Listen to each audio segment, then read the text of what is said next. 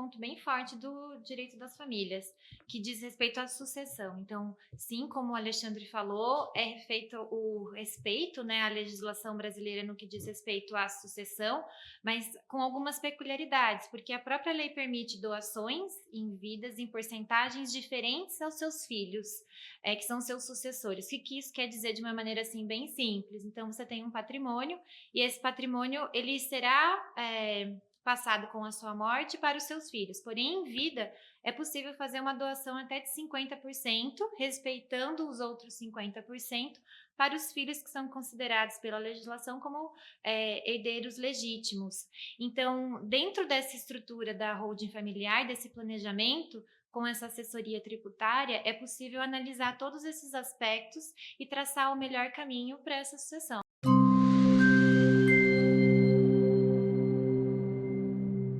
Oi, pessoal, tudo bem? Estamos aqui hoje em mais um podcast da CBPA, nosso podcast oficial. Curtam o nosso canal, compartilhem o tema com os amigos.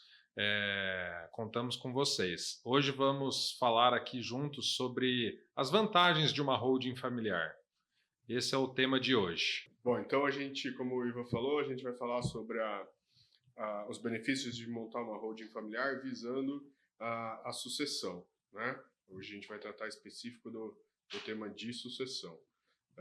Atualmente, diante dos altos encargos, dos altos custos para fazer uma sucessão normal, a gente vem sugerindo há bastante tempo já que essa sucessão seja feita através de uma holding. Quais seriam as vantagens? Primeiro, que essa sucessão é feita em vida, onde os pais continuam com a administração, lembrando que a gente não altera de forma alguma o regime de casamento, a legalidade da sucessão, mas estão somente visando um planejamento e uma economia. Essa doação ela pode ser feita por ano para conseguir se beneficiar de alguns benefícios, né? De menos pagamento, pegar a faixa de isenção do imposto acaba trazendo alguma economia nessa constituição. Né?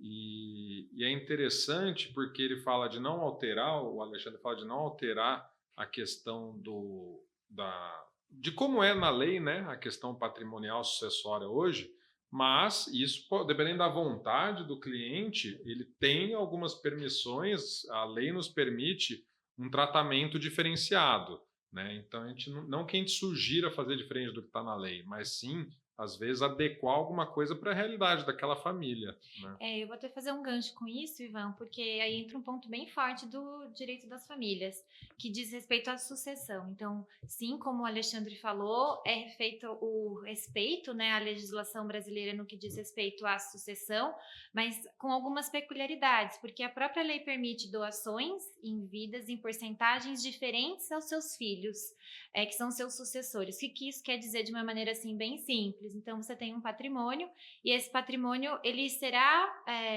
passado com a sua morte para os seus filhos. Porém, em vida, é possível fazer uma doação até de 50%, respeitando os outros 50%, para os filhos que são considerados pela legislação como herdeiros legítimos.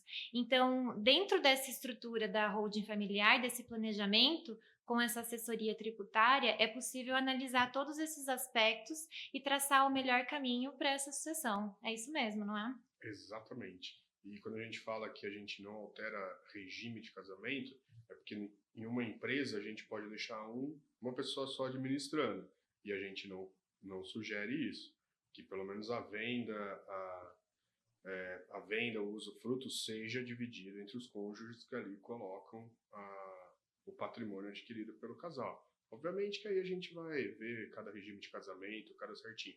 Mas a ideia é não alterar nada, só respeitar a vontade no caso dos pais, mantendo o regime de casamento inalterado e mantendo a sucessão do jeito que os pais e os filhos assim acordarem.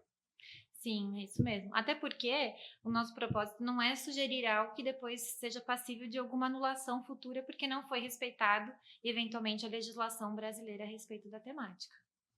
Sim, quando a gente fala em doar, quando a gente fala em doação, todo mundo já pensa, só posso doar metade, né? Tem gente que acha que pode doar tudo, mas maioria já entende que pode doar metade do que tem. É interessante isso que você comentou, que pode doar metade do que tem uma vez e metade do que sobrou quando da morte, não é isso? Isso, é isso mesmo, Ivan. Existe a possibilidade da pessoa doar em vida, então fazer uma doação, e depois também ela fazer uma doação em testamento. Então, um ato é feito já passando para os filhos, no momento que essa pessoa está viva, e o outro momento é a pessoa deixar escrito num testamento como vai ser essa doação do remanescente para em caso do falecimento dessa pessoa. Então, a gente tem muitos caminhos e possibilidades para fazer dentro da holding doação em vida e doação testamentária também. A questão, desculpa até te interromper, mas a questão que facilita na holding é que você já deixa tudo organizado. E quando a gente está falando de doação e testamento, nós estamos falando de documentos separados, né? Então são escrituras públicas que um dos meios de se fazer uma doação e um inventário é por meio de escritura pública. Então, são 2 caminhos diferentes e que, a depender do caso, daquela família e do patrimônio, a holding pode ser mais adequada do que uma doação e um inventário separadamente. Ou seja, né, a gente parte às vezes da premissa, mas é importante que o cliente pense sempre em ter uma assessoria para fazer do jeito certo, né? Porque às vezes, eu não posso tudo, eu não posso nada, ou posso só metade. Tudo tem um jeito e uma forma mais técnica e estratégica de ser feito, né? E a gente entende que a holding é uma ótima alternativa para essa questão da sucessão, do planejamento sucessório. Mas lembrando que depende de um estudo, não é para todo mundo que cabe, né? Sim. Às vezes a gente pensa numa holding, precisa ter um certo número de patrimônio, de imóveis, precisa ter uma adequação. Então não é assim, vou fazer uma holding, tá certo e vai ser melhor. Não. Depende sempre de cada caso, de um estudo, de uma verificação. É uma análise bem complexa, né? No sentido de você ver aqueles bens que você tem, o valor declarado, o valor real, a expectativa desse bem, né? Se é vender, se é alugar, se não é vender. Então, assim, é um trabalho que vai muito além do quero uma holding, vamos abrir uma holding e valeu a pena. Não, tem casos que é comum até no escritório, né? Vem um empresário, apresenta a situação e a gente conclui que não, nesse caso não faz sentido outro caminho, faz sentido um caminho mais de planejamento no sentido de um testamento, de um contrato, alguma coisa que aí já entra em outra seara que não a holding, né? Então acho que vai desde o planejamento até a efetivação da holding, que muitas vezes não é total, né? De repente fala, bom, desse seu patrimônio, um tanto faz sentido ir para a holding e outra parte não faz nenhum sentido, né? Exatamente. E a vantagem vai além dessa, né? A questão de você já antecipar alguns custos, dos seus filhos já não terem um problema de se preocupar com o custo de inventário, com o custo de mais impostos depois E até da uma sucessão. partilha consensual, né? Porque são os sem próprios dúvida. pais que já estão delimitando e dizendo para os seus filhos como gostaria daquele patrimônio. Então, isso eu vejo como uma vantagem. E, além disso, feita a holding, os pais ainda podem continuar nessa administração. Então, eles não perdem esse poder, vamos dizer assim, né, em relação ao patrimônio deles, de toda a gestão do patrimônio deles. E o outro benefício que você bem destacou é essa antecipação de custos, né? Eu não me recordo se aqui a gente já comentou a respeito da alteração da legislação a respeito da questão tributária, e vocês podem dizer até com maior propriedade do que eu, que há um projeto de lei para aumentar o imposto ITCMD, que é o Imposto Causa-Mortes, do Estado de São Paulo. Hoje o imposto é em cima do valor de 4% do patrimônio, mas tem a previsão de aumentar para 8%. Sim. Então, eu penso que tudo isso são vantagens que você tem para você administrar o seu bem, a sua herança, e já deixar isso encaminhado para os seus filhos de uma forma consensual, ou ao menos para evitar maiores litígios, eventualmente no judiciário.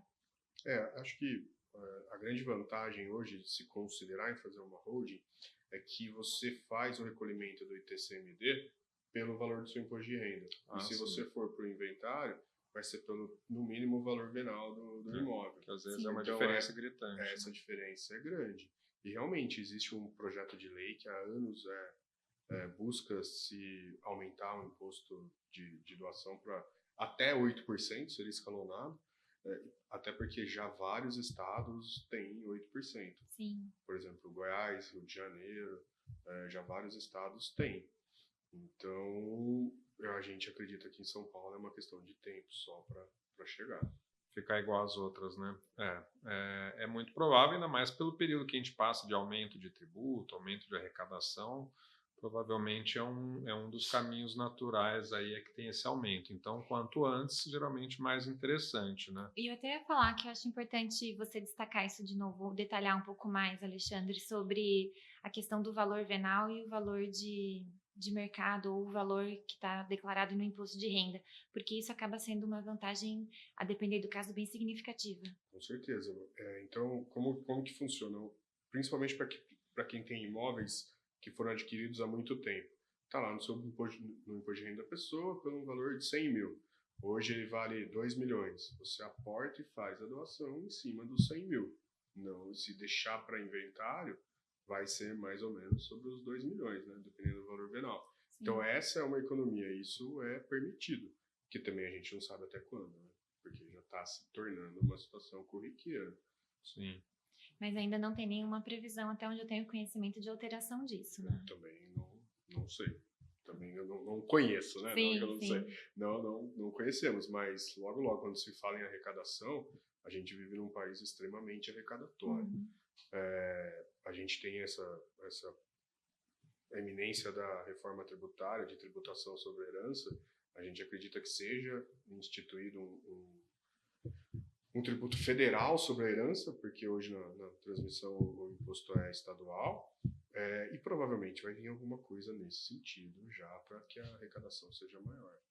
Né? Tem países que aqui é caro, mas comparado com outros ainda é razoável, né? Sim. Tem país que come quase metade do patrimônio, então é um caminho um pouco natural de ir tendo aumento, né? A gente fala, pô, mas já é caro, mas ainda tem espaço para aumentar muito, né? Acho que esse é o ponto que o cliente deve estar observando.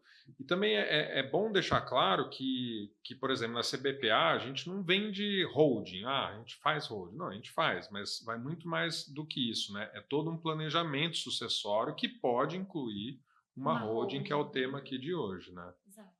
Acho que, assim, esse é um dos caminhos possíveis, mas é um conjunto de normativas, de orientações, de estratégia que a gente traça com os clientes, né? Geralmente aquele que tem um patrimônio alto, seja por herança, seja porque é empresário. Nosso público acaba sendo mais empresário, então acaba sendo mais esse perfil de gente que vem nos procurar, muitas vezes, num primeiro momento, com a ideia de blindagem patrimonial, né?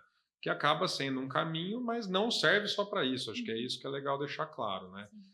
A blindagem, sendo feita de uma forma correta, no momento certo, do jeito certo, sim, ela tem esse objetivo, mas vai além disso. Ele vai para uma pessoa que tem o interesse de resguardar ao máximo o patrimônio, pensando nas próximas gerações e já vendo qual é o caminho mais provável de dar certo, né?